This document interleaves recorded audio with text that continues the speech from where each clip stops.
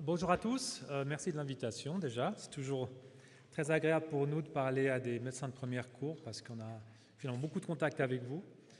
Et puis j'ai 30 minutes pour vous parler d'un sujet qui est assez vaste quand même. Donc l'idée, ça va pas être de vous polluer avec des slides compliqués, des classifications, des traitements chirurgicaux. Ce que je veux vraiment, c'est vous poser des choses vraiment simples et basiques pour vous aider un peu dans votre quotidien avec ces lésions-là.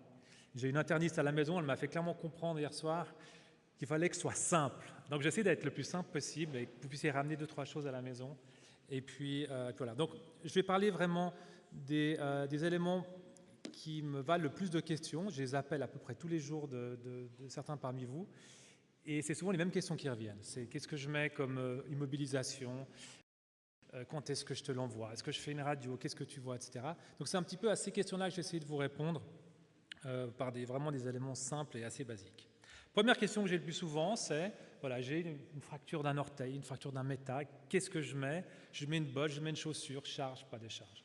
Et là, c'est vrai qu'on peut se perdre assez facilement, il y a beaucoup d'options, il y a des chaussures qui existent, il y a des bottes, des attelles, on ne sait pas toujours quoi utiliser. Alors, ce qu'il faut, c'est faire simple et puis essayer d'avoir une réponse simple qui correspond à peu près à 95% des cas. Moi, ce que je vous propose de faire, simplement, c'est de séparer le pied en deux régions qui ont des mécaniques qui sont assez différentes et qui nécessitent justement une prise en charge et des moyens de contention qui sont très différents. Premier, évidemment, c'est l'avant-pied. L'avant-pied, c'est ce qui est, on va dire, la deuxième partie des métatarsiens, distalement, les têtes métatarsiennes et les orteils. Ça, c'est l'avant-pied. C'est une situation spécifique. Tout le reste, le médio-pied, le lisfranc, le choc-part, l'astragale, tous ces trucs un peu bizarres, c'est l'arrière-pied et le médio-pied, et c'est un bloc, je dirais, spécifique pour tout ce qui est contention. Si on se concentre sur l'avant-pied, donc ce que vous verrez surtout, c'est des fractures métatarsiennes, des fractures des orteils. En fait, quand on veut mettre une chaussure, une botte ou des cannes ou autre, on doit toujours se poser la question, finalement, qu'est-ce qu'on essaye de protéger? Qu'est-ce qu'on essaye d'éviter chez le patient? Dans une fracture, c'est assez simple. Ce qu'on veut éviter, c'est un déplacement.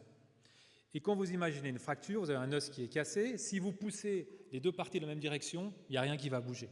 Le problème, c'est quand on a deux forces qui s'opposent, on a une partie de l'os qui va dans un sens et l'autre dans l'autre, là vous avez des déplacements. Donc toute la logique derrière les contentions qu'on met, c'est d'éviter justement ces problèmes de cisaillement. Alors les gens qui ont une fracture de l'avant-pied, quand vous l'imaginez à droite en position statique, debout, finalement c'est une position qui est assez stable parce que toutes les forces vont dans la même direction. L'avant du pied, l'arrière du pied reçoivent plus ou moins la même force, la force contraire du sol, mais tout va dans la même direction. Donc la position debout, pour l'avant-pied, c'est une position qui est relativement stable. Donc quand est-ce que la position est instable et quand est-ce qu'il y a un risque de déplacement? C'est quand vous allez marcher, quand vous allez faire ce que l'on appelle la propulsion, la dernière phase du pas, au moment où vous allez passer votre pas, eh bien c'est là que vous vous retrouverez avec le talon qui est soulevé et puis l'avant du pied qui est au sol. Et ça, c'est une position pour l'avant-pied qui est très instable. Pourquoi? Parce qu'il y a des forces du sol qui vont pousser sur le métatarsien dans un sens, et puis le poids du corps qui va pousser dans l'autre. Et là, il y a un cisaillement, là, il y a un déplacement possible de vos fractures. Donc, c'est pour ça que dans toutes les fractures de l'avant-pied, mais pratiquement toutes, sauf exception évidemment, la chaussure, c'est suffisant. Donc, ne vous embêtez pas à mettre des bottes pour des fractures d'orteil. Ah, parce que c'est un orteil qui est compliqué, fracture métatarsienne. Les chaussures, ça va très bien parce que mécaniquement, ça fonctionne. Les chaussures, là aussi, on me demande souvent, mais tu mets un talon comme ça, ce qu'on appelle chaussure d'Arco-Baruch. Bon, c'est assez simple, cela vous pouvez l'oublier. Il n'y a plus aucune indication pour cette chaussure. Il y a des études qui ont été faites. Quand on regarde ça, on se dit, bon, c'est un petit peu déchargé devant, peut-être que c'est une fracture un peu compliquée, ça décharge un peu plus. Pas du tout, c'est exactement la même pression qu'il y a sur l'avant du pied, ça a été prouvé. Donc il n'y a aucune indication pour la chaussure que vous avez en bas. C'est une chaussure en plus qui est hyper instable, je ne sais pas s'il y en a qui ont déjà marché avec, j'imagine. Vous vous retrouvez comme ça, moitié de travers, les patients âgés, ils tombent, ils font d'autres fractures. Ça peut être intéressant pour mes collègues de la hanche, mais pas forcément pour nous. Donc, oubliez cette chaussure-là. Et puis, pour ce qui est aussi des cannes. Alors, je vois des fois des gens qui arrivent à ma consultation avec la chaussure en haut et des cannes. Là aussi, ça n'a pas de sens. Vous avez vu avant que quand le patient est en position statique, debout, même s'il est en charge, il n'y a pas d'effet de cisaillement. Donc, la charge n'a aucune espèce d'influence sur ces fractures-là.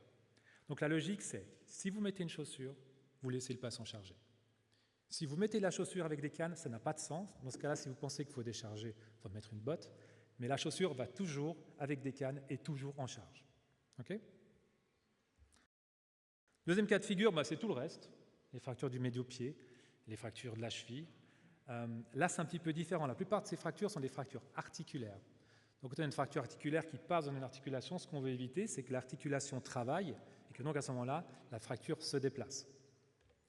Et dans ces fractures-là, le problème, c'est que dès qu'on est debout, le poids du corps va travailler sur la partie centrale du pied, va travailler sur les mouvements des articulations, et donc on va avoir un effet mécanique qui est mauvais pour ces fractures-là. Donc, pratiquement toutes les fractures du médio-pied, de l'arrière-pied et de la cheville, on va leur mettre une botte. Là, je simplifie, mais je pense qu'avec ça, 95% du temps, vous avez raison. Et quand on met une botte, logiquement, on met aussi des cannes, parce que ce qu'on veut, c'est que le patient évite de charger, stabiliser ce pied, donc botte et canne. D'accord? Donc avant-pied, chaussure, charge, arrière médio-pied, canne et botte. Voilà, ça c'est pour ce qui est des contentions. C'est une question que j'ai très souvent et j'espère que je vous ai aidé un petit peu.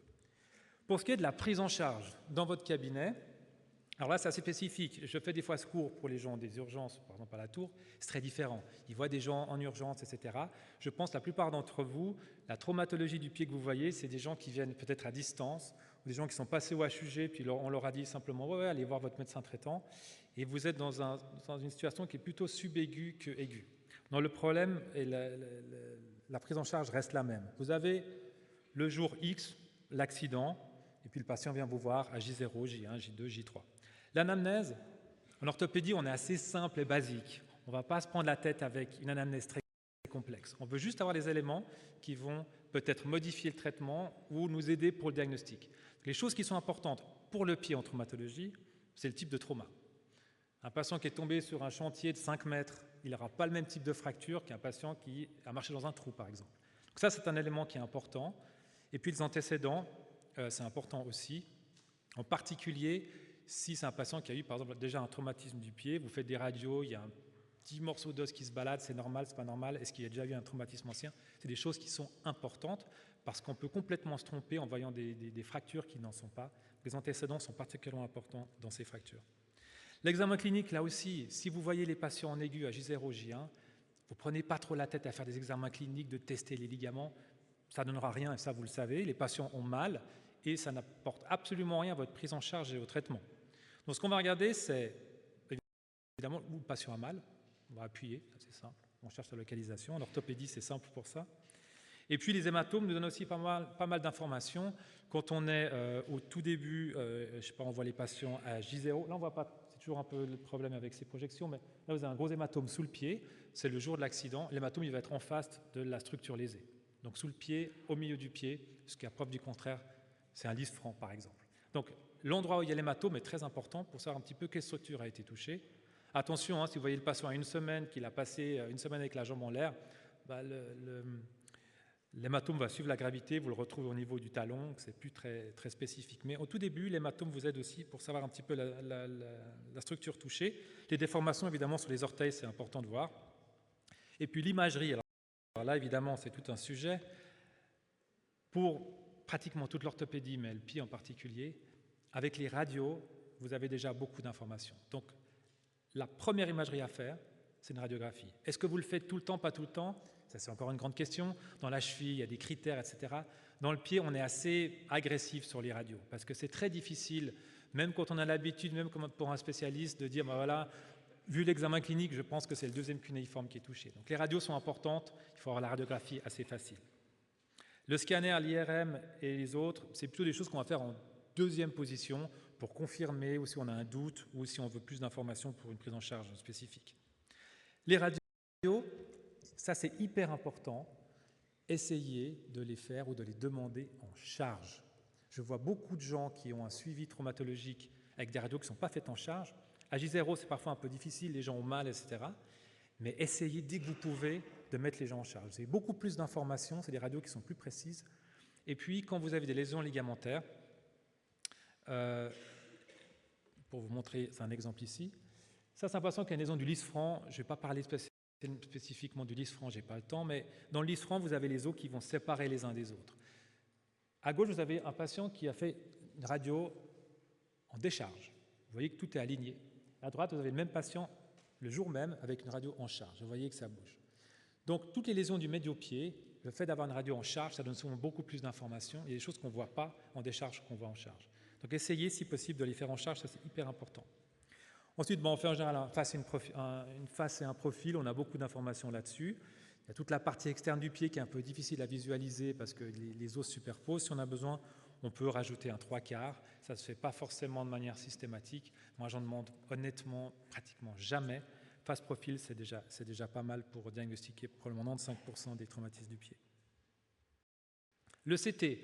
Le CT, on le fait parfois aux urgences si on a déjà une idée du problème, on voit qu'on a une fracture complexe, un astragal et autres, on fait un scanner. Vous, dans votre cabinet, le CT, vous allez le demander. Alors, je ne pense pas souvent vous allez le demander parce que si vous pensez qu'il y a un CT, souvent ils me sont déjà adressés.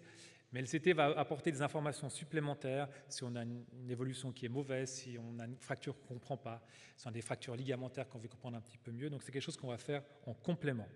Alors, évidemment, si vous les faites et que vous me les envoyez, par exemple, avec le scanner fait, je suis excessivement heureux parce que tout est déjà là, mais ce n'est pas forcément ce qui est demandé. Il faut se dire, le scanner, on va le faire en deuxième intention ou le spécialiste le fera s'il pense que c'est important pour lui.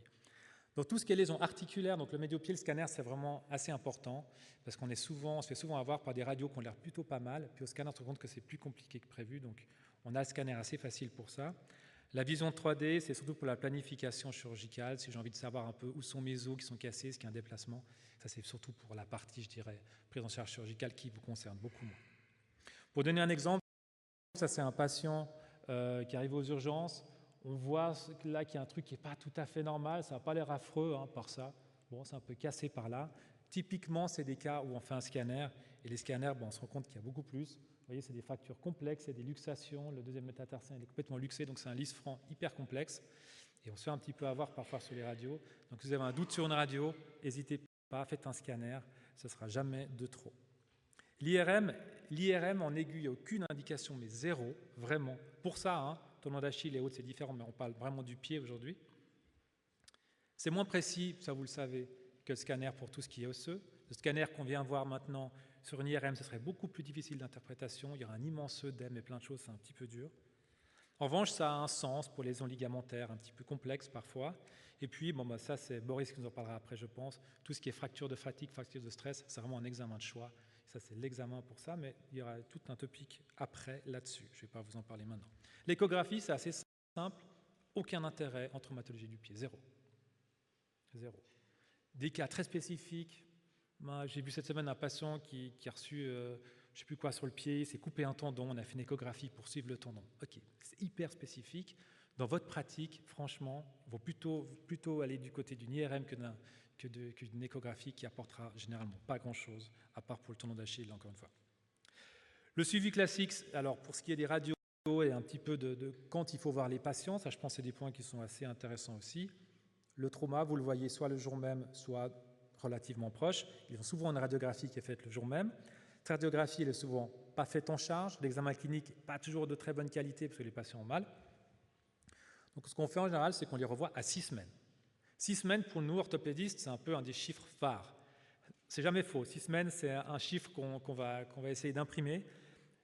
À 6 semaines, 100% pratiquement des patients, vous pouvez leur enlever leurs bottes, leurs chaussures, leurs cannes, etc. Sauf des fractures complexes que de toute façon, les orthopédistes ont déjà vues, des fractures du talus et autres.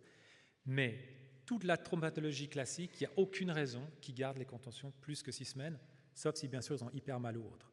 Mais je vois des fois des gens qui ont été suivis, on ne sait pas trop ce qu'ils avaient, puis ils viennent me voir à 3 mois ou 4 mois avec une chaussure et des cannes, ça n'a pas de sens.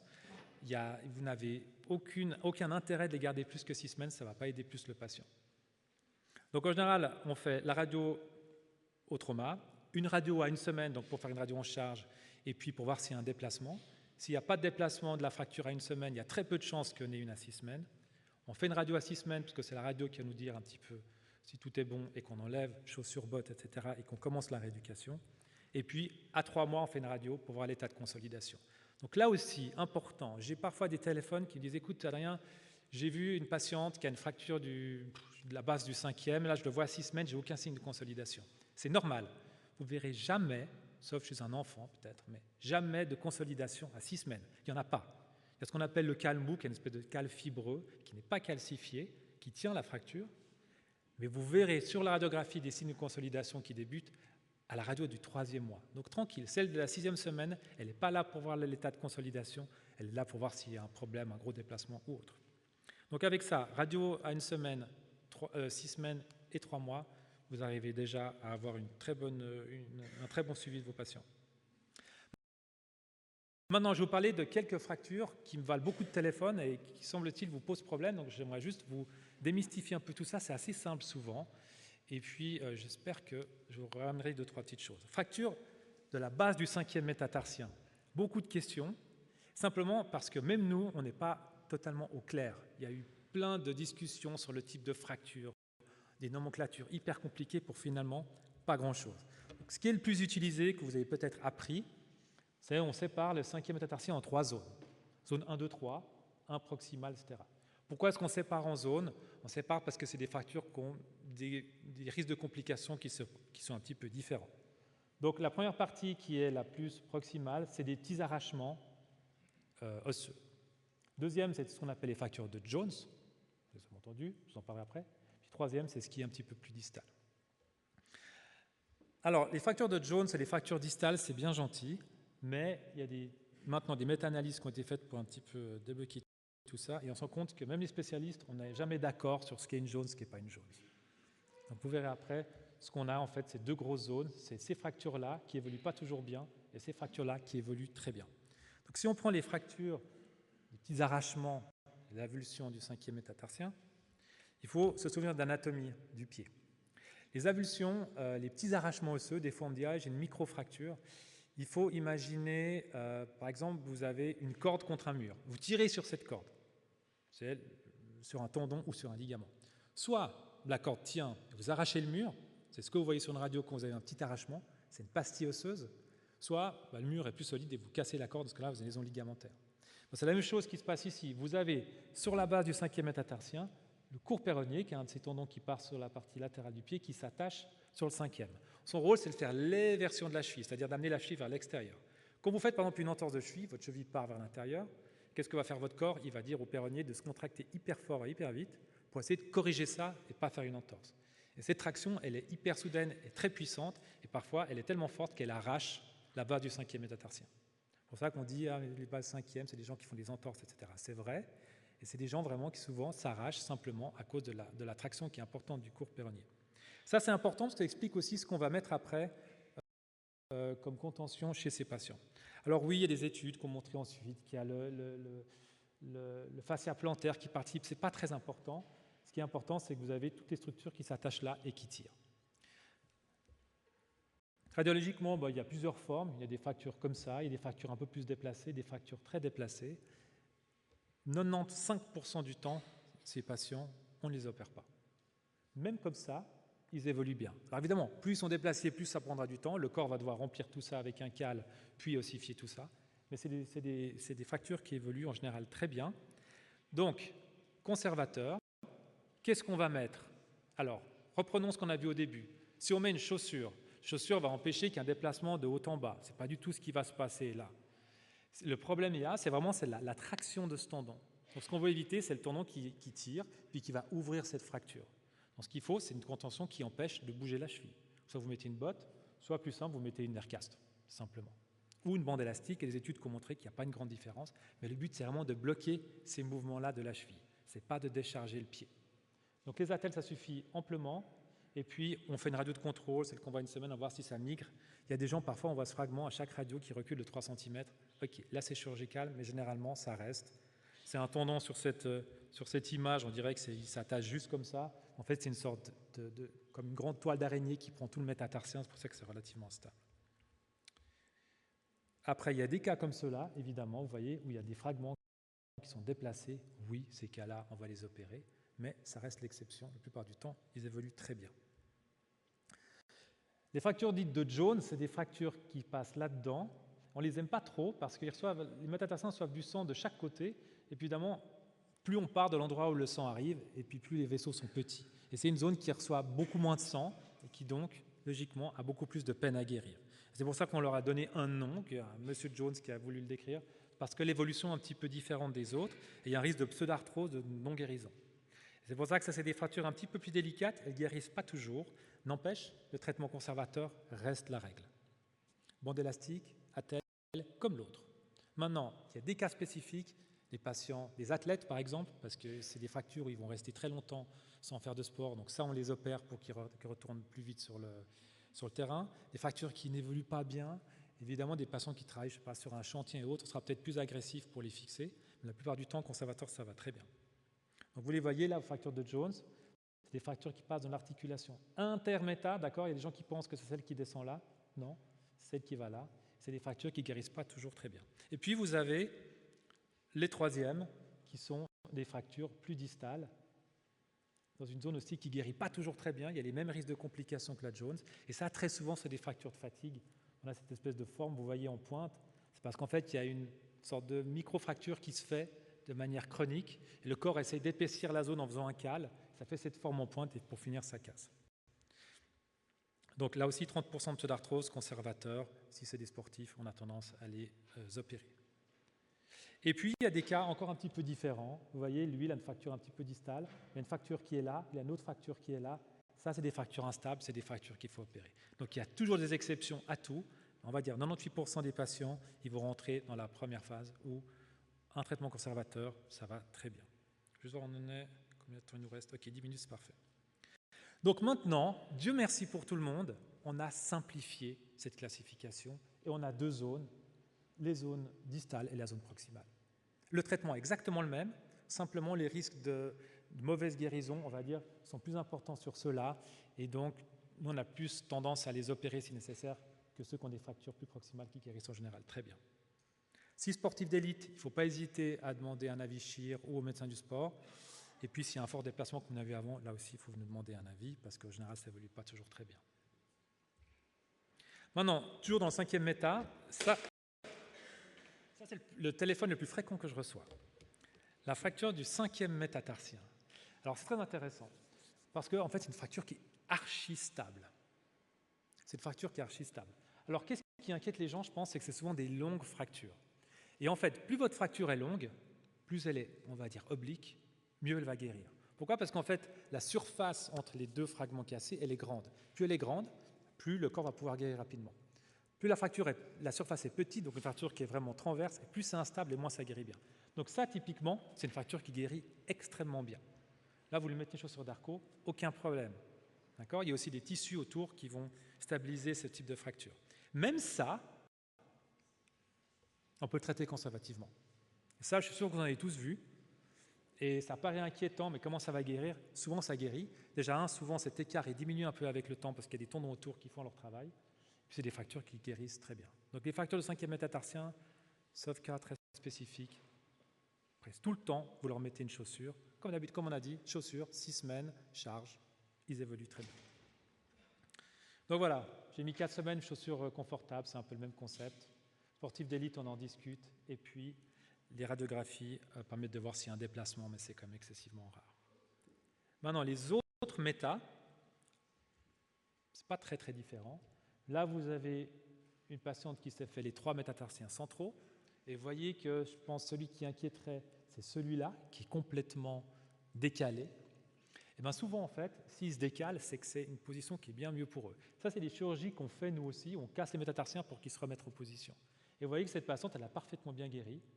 Donc ces fractures-là, au niveau des métatarsiennes, systématiquement, elles guérissent très bien. On les opère jamais. Donc ça, c'est une excellente indication pour chaussure d'Arco. Vous mettez une chaussure d'Arco, vous avez une radio à 3 mois qui est comme celle que vous avez à droite, c'est guéri. C'est pratiquement jamais chirurgical. Et évidemment, il faut que je vous montre des exceptions pour vous dire quand même, des fois, on a des choses un peu spéciales. Ça, c'est une jeune patiente, c'est une sprinteuse niveau national qui était venue me voir avec ces fractures-là. Ce n'est pas la même chose que ce qu'on vient de voir. C'est une fracture au milieu des diaphyses. Si vous imaginez, il y a comme un gros bras de levier qui se fait là-dedans. Il y en a 2 qui sont cassés, donc ça fait une espèce de gros bloc qui peut bouger, et c'est une sportive d'élite. Donc ça, c'est des cas que nous, on doit voir vraiment, parce que des cas qui ne vont pas forcément très bien. Elle, on lui a dit, là où elle était, qu'il ne fallait pas l'opérer. Moi, je l'ai revue en second avis. Puis sur les radios de profil, vous voyez, on voit qu'il y a une surélévation, il y a une fracture qui a bougé. Donc ça, le problème, c'est qu'en fait, ces métatarsiens, ils ne touchent plus le sol. Vous imaginez bien que chez une sprinteuse, c'est problématique. Donc ça, c'est des cas typiquement qu'on doit opérer en essayant de remettre les os qui sont en place. Ces fractures des métatarsiens centraux, elles sont quand même excessivement rares. Je pense que vous voyez surtout, c'est les bases des métatarsiens. Et ça, je vous ai montré comment les traiter. Enfin, dernier type de fracture que vous voyez certainement chaque semaine, c'est fracture d'orteil. Et là aussi, j'ai pas mal de questions là-dessus. Je vous réponds très simple, c'est jamais chirurgical. Jamais. La dernière fois que j'ai opéré une fracture d'orteil, ça devait être il y a 4 ou 5 ans, c'était un gros orteil. Les petits, ça n'est jamais chirurgical. Alors vous avez plein de formes différentes, des longues fractures obliques. Comme je vous ai dit, plus c'est long, plus les fractures sont longues, plus elles guérissent facilement. Vous avez des fractures à arrachement, lésions ligamentaires, des fractures des bases, des fractures avec un déplacement, aucun problème. Votre meilleur ami, c'est ça, la syndactylie, vous collez avec celui d'à côté qui sert d'attelle. Et puis, l'intérêt des orteils, c'est qu'il y a des tendons fléchisseurs extenseurs. Et eux, ils ne vont jamais accepter d'avoir un orteil qui est déplacé. Donc, qu'est-ce qu'ils vont faire? Ils vont petit à petit vous le redresser. Donc, des fois, les gens me disent « Ah, j'ai essayé de réduire l'orteil et ça n'a pas réussi. » Alors, s'ils sont luxés, là, c'est une chose. Mais s'ils sont cassés, vous amusez pas à les réduire. Fixez-le à celui qui est à côté, vous allez voir que ça guérit très bien. Les orteils font mal très longtemps, par contre. Il y a des patients qui, au bout de 6 mois, ils ont toujours mal. Ce n'est pas très inquiétant, mais c'est pratiquement jamais chirurgical. Et même quand on va sur le gros orteil, avec des fractures plus complexes, ou comme celle-là, vous voyez que l'articulation est complètement enfoncée, en général, on ne les opère pas. Pourquoi? Parce que ça, finalement, c'est cassé en plein de morceaux, mais ce n'est pas si déplacé que ça. Puis celui-là qui est très déplacé, à opérer, ça va être compliqué. C'est des petits fragments, on va ouvrir, on va avoir une salade de fragments qui ne vont pas nous aider beaucoup. Mieux vaut les laisser guérir, et puis au pire, on fera une chirurgie, une arthrodèse ou autre, une chirurgie secondaire. Mais ça aussi, même les fractures compliquées comme ça, on les traite conservativement qu'une chaussure. Et ça, en général, très bien. Voilà, j'ai fait juste un petit peu le tour des choses assez basiques. J'espère que c'est plutôt ça que vous vouliez. Maintenant, on m'a posé tout à l'heure la question de savoir quand est-ce que ça reste de votre domaine et quand est-ce que ça reste de notre domaine et qu'il faut nous envoyer les gens. Ça, c'est une question qui est évidemment hyper difficile. Ça dépend de ce que vous connaissez sur le domaine, à partir de quel moment vous êtes confortable ou non.